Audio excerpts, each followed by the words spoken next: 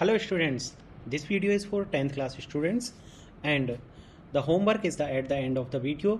Video के अंत तक देखिए क्योंकि होमवर्क आपको वीडियो के अंत में मिलेगा। अभी तक आपने हमारे चैनल को सब्सक्राइब नहीं किया है तो चैनल को जरूर सब्सक्राइब करें। यदि वीडियो आपको अच्छा लगे तो वीडियो को लाइक जरूर करें।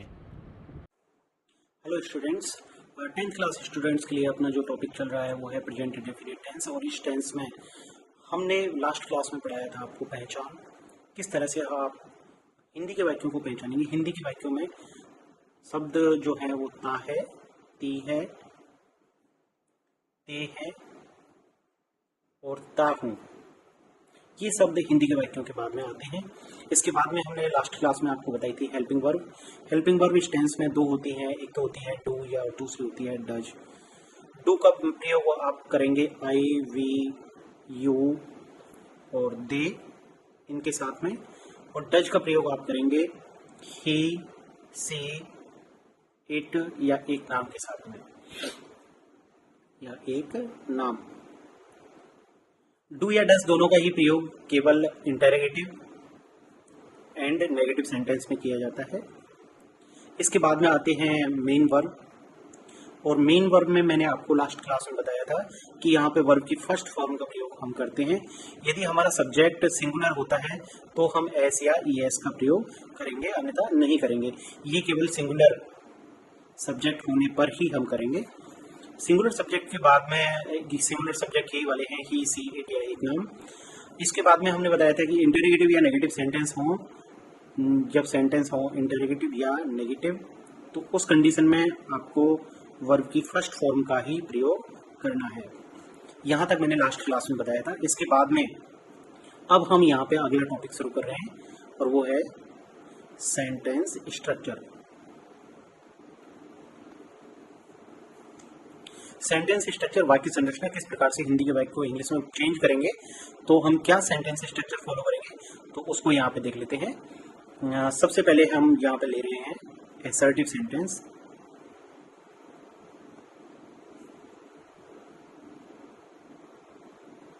असर्टिव सेंटेंस में यहाँ पे फर्स्ट पार्ट जो होता है वो होता है अफर्मेटिव सेंटेंस।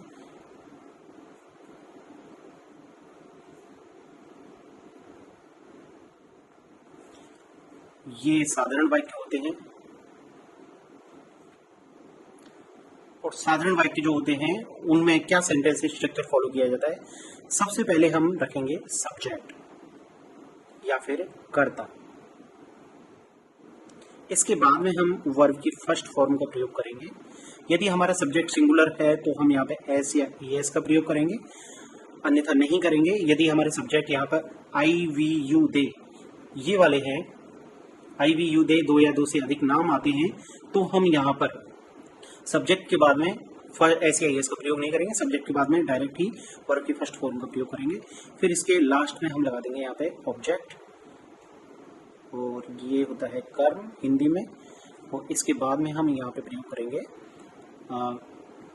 अदर वर्ड्स जितने भी हैं उन सब का। अब देखिए यहाँ पे सेकंड जो आता है वो इसका आता है पार्ट बी, नेगेटिव सेंटेंस।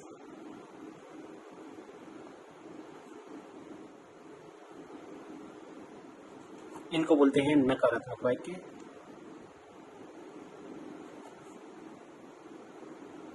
जैसा कि ऊपर बताया था, इंटरोगेटिव और नेगेटिव सेंटेंस में हमें हेल्पिंग वर्ब डू या डज का प्रयोग करना है, और अफर्मेटिव सेंटेंस जो थे ये वाले, इनमें हमने कहीं भी हेल्पिंग वर्ब का प्रयोग नहीं किया। नेगेटिव सेंटेंस जब भी आ जाते हैं तो हम लगाते हैं यहाँ पे नॉट, और नॉट लगाने के लिए हमें चाहिए यहाँ पे हेल्पिंग वर्ब। तो सब्जेक्ट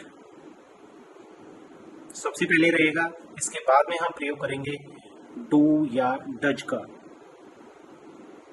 फिर इसके बाद में प्रयोग करेंगे हम यहाँ पे नॉट, उसके बाद में आएगी वर्ब की फर्स्ट फॉर्म। ये वाली फर्स्ट फॉर्म यहाँ पर आएगी, क्योंकि हमने एस या ईएस को बाहर निकाल लिया है, डू प्लस ईएस ये ही बनता है डज। तो फिर यहाँ पर एस या ईएस का प्रयोग नहीं करेंगे। यहाँ पे चाहे हमारा जो सब्जेक्ट है वो सिंगुलर है, सिंगुलर सब्जेक्ट के साथ में प्रयोग करेंगे डज। प्लूरल सब्जेक्ट जो भी हैं आई, वी, यू, दे, दो या दो से अधिक नाम, उनके साथ में प्रयोग करेंगे डू। लेकिन यहाँ पे एस या एस का प्रयोग नहीं करेंगे। फिर इसके बाद में ऑब्जेक्ट, और इसके बाद में जितने भी अन्य शब्द हैं उनको लगा के यहाँ पे फुल स्टॉप लगा देंगे। इसके बाद में अगले जो होते हैं वो हैं सेकंड नंबर इंटरोगेटिव सेंटेंस।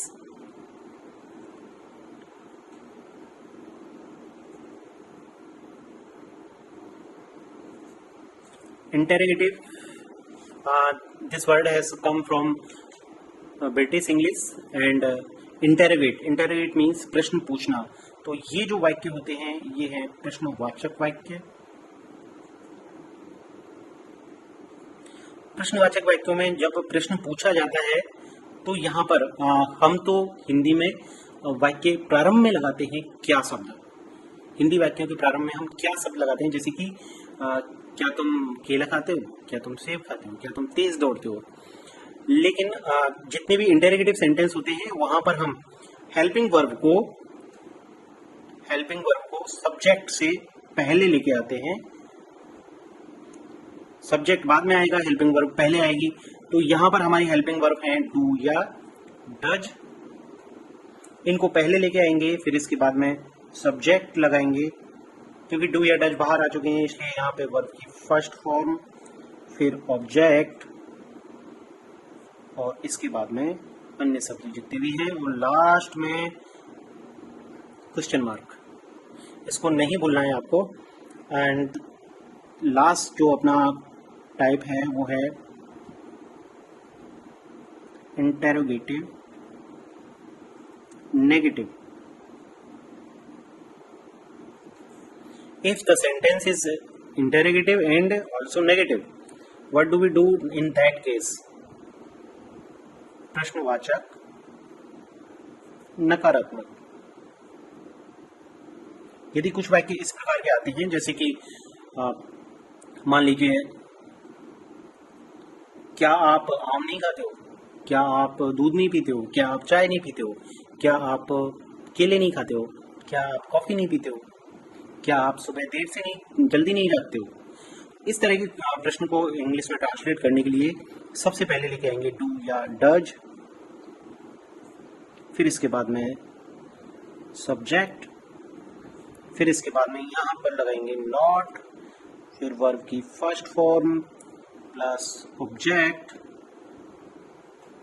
इसके बाद में आपके पास जो भी बच गया है और लास्ट में क्वेश्चन मार्क। अब एक बार दोबारा से यहाँ से देख लीजिए जहां से हमने ये सेंटेंस स्ट्रक्चर स्टार्ट किया है। अफर्मेटिव सेंटेंस, अफर्मेटिव सेंटेंस में हम वर्ब की फर्स्ट फॉर्म SAIS का प्रयोग कर रहे हैं। लेकिन सेंटेंस स्ट्रक्चर आप एक बार गौर से देख लीजिए। सेंटेंस स्ट्रक्चर में हम सब्जेक्ट के तुरंत बाद लगा रहे हैं मेन वर्ब, लेकिन ऐसा नीचे वालों में नहीं होता है। नेगेटिव सेंटेंस में subject plus helping verb plus main verb. Interrogative sentence में helping verb subject main verb. Interrogative negative में helping verb subject not main verb. जो पैटर्न को हमारे को फॉलो नहीं करता है वो होते हैं अफर्मेटिव सेंटेंस। यहाँ पर बीच में हेल्पिंग वर्ब आनी चाहिए थी, लेकिन क्योंकि प्रेजेंट इंडेफिनिट टेंस है तो यहाँ पर हम हेल्पिंग वर्ब नहीं रखते हैं। अफर्मेटिव सेंटेंस में हेल्पिंग वर्ब का प्रयोग नहीं होता है। इस बात को ध्यान में रखना है। जब भी डू या डज को बाहर निकाल लेंगे, चाहे ये नेगेटिव सेंटेंस हो चाहे ये इंटरोगेटिव सेंटेंस हो, डू या डज को बाहर निकालने पर वर्ब की फर्स्ट फॉर्म ही आएगी, इसमें SAIS का प्रयोग नहीं होगा। आपको ध्यान रखना है डू या डज का प्रयोग, डू का प्रयोग I, we, you, they, दो या दो से अधिक नाम के साथ में करना है। डज का प्रयोग he, she, it या एक नाम के साथ में करना है। सिंगुलर सब्जेक्ट के साथ में आप प्रयोग करेंगे डज का, प्लूरल सब्जेक्ट के साथ में आप प्रयोग करेंगे डू का। अब हम आगे बढ़ते हैं और हमारा टॉपिक है यहाँ पर एडवर्बियल्स। प्रेजेंट इंडेफिनिट के कौन कौन से एडवर्बियल्स होते हैं। एडवर्बियल्स क्या होते हैं मैं आपको पहले बता दूं कि इंग्लिश का सेंटेंस जो होता है वहाँ पर हमने फर्स्ट वीडियो में भी देखा था, कुछ इंग्लिश के सेंटेंस में ऐसे शब्द होते हैं जिनसे हमें पता चल जाता है कि दिया गया सेंटेंस किस टेंस का हो सकता है और वहाँ पे हमें कौन सी करेक्ट फॉर्म ऑफ वर्ब भरनी है। यहाँ पर हमने जितने भी एडवर्ब्स प्रेजेंट इंडेफिनिट के हैं वो उनको हमने एडवर्ब्स ऑफ फ्रीक्वेंसी कहा है। Adverbs of frequency tell us how often something happens. ये एडवर्ब्स हमें ये बताते हैं कि कितनी बार कोई घटना घटती है, and they can be either definite और इनडेफिनेट। वो निश्चित भी हो सकते हैं और घटना अनिश्चित भी हो सकती है, because we are talking about repeated और हैबिचुअल एक्टिविटीज। क्योंकि हम यहाँ पर होने वाली या फिर आदतन होने वाली कुछ घटनाओं को के बारे में बात कर रहे हैं। देखिए यहाँ पर मैंने जो डिवाइड किया है एडवर्ब्स ऑफ फ्रीक्वेंसी को दो में डिवाइड किया है। First one is definite adverbs of frequency. Definite means ये निश्चित समय अंतराल के बाद में अवश्य होती है। तो उसमें हमारे पहले आते हैं कुछ सेम से पैटर्न से हैं ये। देखिए hourly, daily, weekly, monthly, yearly. This is not a U, this is letter N. Every minute, every day, every week, every month, every year, once an hour, once a day, once a week, once a month, or once a year, 2 times, 3 times, 4 times a day, 6 times a day, 10 times a day, or 10 times a week, 10 times a year, a million times. These are definite adverbs of frequency. What are the indefinite adverbs of frequency? These adverbs present a general idea. ये हमारे लिए एक general idea बता देते हैं कि जो action है वो कितनी बार होगा। मतलब इसमें कुछ है ना निश्चित नहीं होता। यहाँ ऊपर जो हमने बताए थे इंडेफिनिट एडवर्ब्स ऑफ फ्रीक्वेंसी, यहाँ पर निश्चित है। आवरली मीन्स एक घंटे बाद वो रिपीटेडली वो बातें, वो घटनाएं घटित होंगी। डेली मीन्स डेली होने वाला काम है, मतलब डेली होना ही है, उसको निश्चित है। लेकिन यहाँ पर हमारा कुछ भी ऐसा निश्चित नहीं होता है कि वो घटनाएं कब होंगी। यहाँ पर देखिए 100% जब हमारी एक्शन होता है, जब एक्शन होने की जो प्रोबेबिलिटी है वो 100% होती है, तो हम यहाँ पे प्रयोग करते हैं ऑलवेज, कॉन्स्टेंटली, कंटिन्यूसली और हैबिचुअली शब्दों का। When priorities or probabilities of the action taking place is 90%, then we use usually, normally, mostly and regularly. When the probabilities of the action taking place is 75%, means this is decreasing, ये घट रही है देखिए, और last तक आते आते ये 0% रह जाती है। और जब 0% प्रोबेबिलिटी होती है किसी एक्शन की, तो हम प्रयोग करते हैं नेवर। यूजुअल 100% पे ऑलवेज, मतलब एक्शन हमेशा होता है, और 0% पे हम प्रयोग करते हैं नेवर, मीन्स एक्शन कभी नहीं होता है। और ये बीच के जो हैं ये बताते हैं हमें usually, normally, mostly, regularly, means action 90% cases होता है। 75% केसेस एक्शन होता है तो हम प्रयोग करते हैं जनरली, फ्रीक्वेंटली, रिपीटेडली शब्द का। ऑफन मीन्स चांसेस जो हैं वो 60% हैं, तो हम प्रयोग करेंगे ऑफन।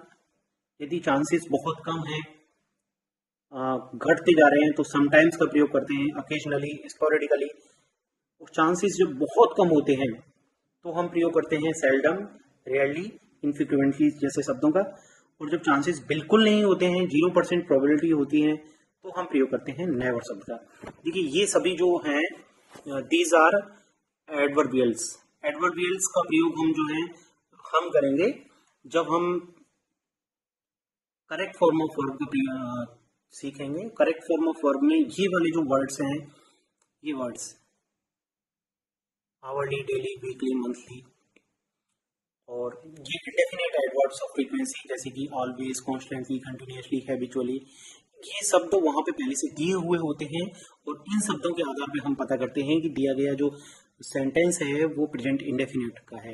यदि यहाँ से लेकर और यहाँ तक, इस जगह तक कोई भी शब्द किसी भी सेंटेंस में आता है, तो इसका मतलब ये होगा कि दिया गया सेंटेंस प्रेजेंट इंडेफिनिट सेंटेंस का है। Let's translate. अब हम ट्रांसलेशन शुरू कर रहे हैं, और ये है हिंदी टू इंग्लिश। हिंदी में सेंटेंस लिखा हुआ होगा। सबसे पहले एक छोटा सेंटेंस देखते हैं। वह सोता है।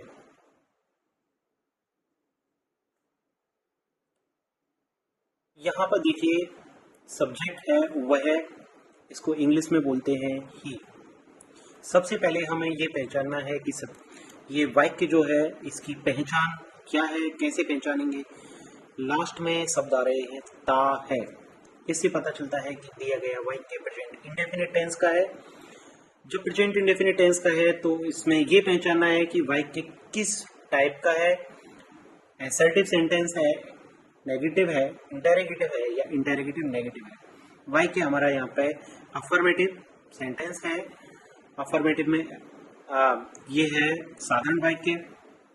साधारण वाक्य में जो हमारा यहाँ पे एक बार यदि हम बैक में देखेंगे तो यहाँ पे हमारा सब्जेक्ट, सब्जेक्ट के बाद में वर्ब, फिर ऑब्जेक्ट एंड अदर वर्ड्स, इस तरह से हमारा यहाँ पे सेंटेंस स्ट्रक्चर फॉलो करता है। सबसे पहले हम लेंगे यहाँ पे सब्जेक्ट। सब्जेक्ट जो होता है वो होता है कार्य को करने वाला। कार्य यहाँ पे हो रहा है वो है सोना, वर्ब है सोना, और सोने के कार्य को किया जा रहा है वो है ही के द्वारा।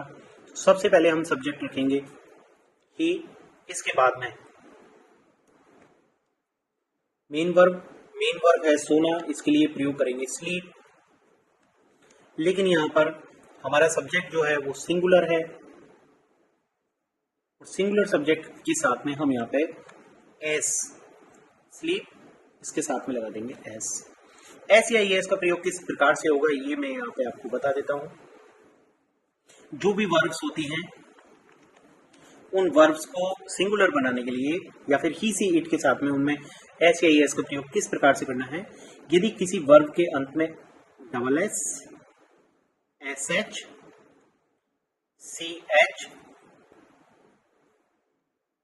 ओ या एक्स हो तो उन सभी वर्ब्स के अंत में हम लगाएंगे ई एस। वहां पर हमें लगाना है ई एस। देखिए किस प्रकार से होता है। सबसे पहले जैसे एक लेते हैं गो, और इसको बनाते हैं हम goes, G O A S. Match, इसको बनाते हैं मैचेस, ई एस लगाएंगे यहां पे लास्ट में। Fix, fixes.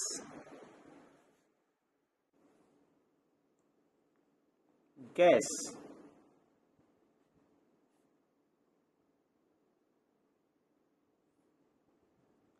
ब्रश, ब्रश यानी दांत साफ करना, ब्रशेस, उस।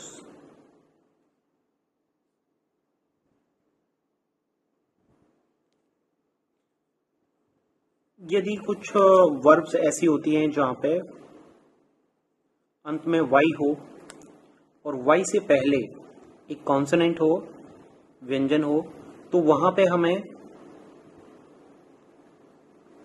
वाई को हटाना है। वाई के स्थान पे लगाना है आई ई एस। इसी प्रकार से क्राई, यहां पे बन जाएगा C R I E S, cries. Fry, fries.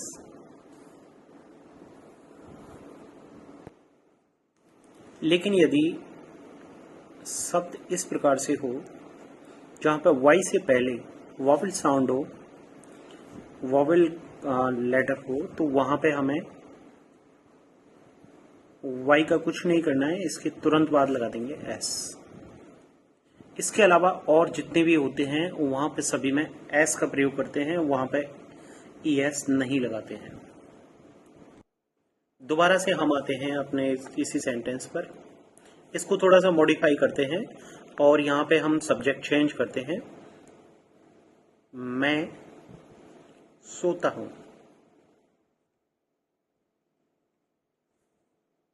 मैं आई स्लीप। यहां पर ऐसे एस नहीं लगेंगे क्योंकि आई को यहां पे प्लूरल माना जाता है। थर्ड सेंटेंस, हम सोते हैं, वी स्लीप।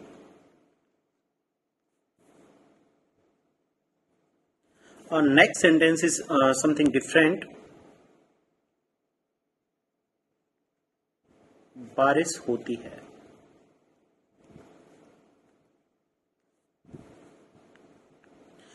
बारिश होना अपने आप में एक वर्ब है और इसके लिए हम यहां पे जो सब्जेक्ट यूज करते हैं that is. It rain and it के साथ में यहां पे एस का प्रयोग करेंगे. It rains. Next sentence. हम तेज दौड़ते हैं. We run fast. यहां पे इस सेंटेंस को समझ लीजिए. वी हम ये सब्जेक्ट है. यहां पे वर्ब है दौड़ना. इसके बाद में सब्जेक्ट के बाद में हम रख रहे हैं verb, main verb, first form. इसके बाद में हमने यहां से लिया है इस शब्द को. इसको बाद में लाना है, पहले नहीं लाना है. वी फास्ट रन नहीं होगा. यहां पे आंसर होगा we run fast. Next sentence.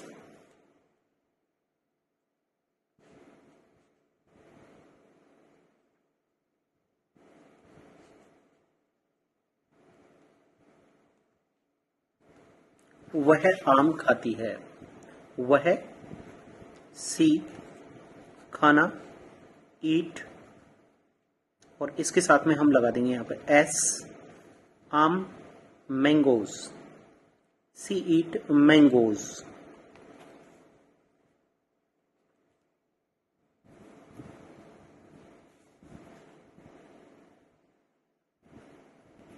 हम संतरे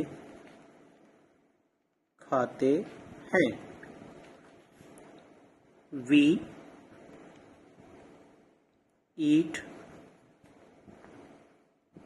ऑरेंजेस. वी के साथ में हमने ईट में एस नहीं लगाया क्योंकि वी प्लूरल है.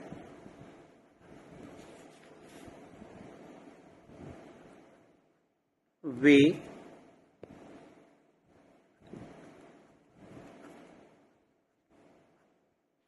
नारियल पानी पीते हैं. They drink. पीना ड्रिंक, नारियल पानी, कोकोनट वाटर. डियर स्टूडेंट्स, ये है आपका आज का होमवर्क. ये 5 सेंटेंस हैं. आपको इनको ट्रांसलेट करना है हिंदी से इंग्लिश में. आपको यहाँ पर सब्जेक्ट प्लस वर्ब की फर्स्ट फॉर्म एस या ES plus object plus others, इस रूल को फॉलो करना है. सबसे पहले आप सब्जेक्ट लेंगे हिंदी के सेंटेंस से, फिर उसके बाद में आपको वर्ब की फर्स्ट फॉर्म.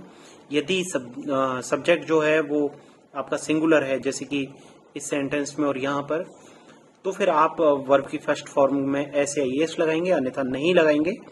मैं पहले ही बता देता हूँ कि फर्स्ट सेंटेंस, सेकंड सेंटेंस और फोर्थ सेंटेंस यहाँ पर एस या ईएस का प्रयोग नहीं होगा. थर्ड सेंटेंस और फिफ्थ सेंटेंस इन दोनों में ही वर्ब की फर्स्ट फॉर्म में एस या ईएस लगेगा. अब देखिए, ये जो होमवर्क है ये आपको करना है. उसके बाद में इसको फ्राइडे तक इसको चेक कराना है. उसके बाद में अगली जो क्लास होगी, कल जो मैं क्लास डालूंगा, वहां पर मैं आपको बताऊंगा कि किस तरह से हम अफर्मेटिव सेंटेंस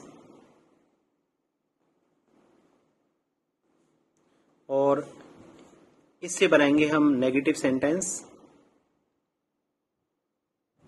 इसी से बनाएंगे हम interrogative sentence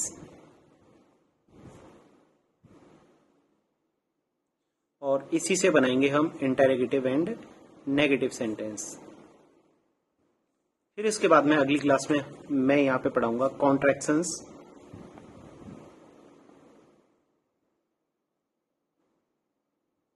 contractions means संक्षिप्तीकरण।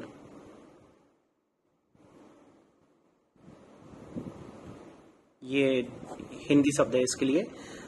संक्षिप्तीकरण means हम किस प्रकार से किसी हेल्पिंग वर्ब को या मेन वर्ब को या फिर सब्जेक्ट प्लस हेल्पिंग वर्ब को, इन दोनों को मिला के एक साथ बोल देते हैं। तो जैसे कि यहां पर मैं आपको कुछ बता दूं, हिंट दे दूं, जैसे डू प्लस नॉट, और इसको मिला के बोल देते हैं हम डोंट। इसी प्रकार का कॉन्ट्रैक्शन हम बताएंगे। फिर उसके बाद में नेक्स्ट क्लास में हम और बताएंगे कि how to answer questions, how to answer questions of present indefinite tense. यदि आपसे कोई प्रश्न पूछा जाता है कि जैसे do you take tea, do you like to have coffee, तो इस प्रकार के प्रश्नों का उत्तर किस प्रकार से देना है, आपको यस में देना है या नो में देना है या फिर आपको फुल आंसर देना है, तो उसको हम बताएंगे। इसके बाद में होंगे लास्ट में करेक्ट फॉर्म ऑफ वर्ब, और यही अपना टॉपिक है जो कि एग्जाम के अकॉर्डिंग है। एग्जाम में यही मेन टॉपिक आने वाला है और मेन अपना फोकस रहेगा करेक्ट फॉर्म ऑफ वर्ब पर। ये वाला जो टॉपिक है जहां पर हम Hindi to English, English to Hindi translate करेंगे, इसको सीख रहे हैं, ये टॉपिक अपने लिए जरूरी है कंपोजिशन के लिए। जब हम कंपोजिशन सीखेंगे तो वहां पर हम पैराग्राफ राइटिंग, स्टोरी राइटिंग, वो सब चीजें सीखेंगे। तो उसके लिए हमारे लिए जरूरी है कि हम हिंदी से इंग्लिश में ट्रांसलेट करना सीख जाएं। आपको ये वीडियो अच्छा लगा हो तो वीडियो को जो लाइक जरूर कर दें। अभी तक आपने हमारा चैनल सब्सक्राइब नहीं किया है तो प्लीज सब्सक्राइब।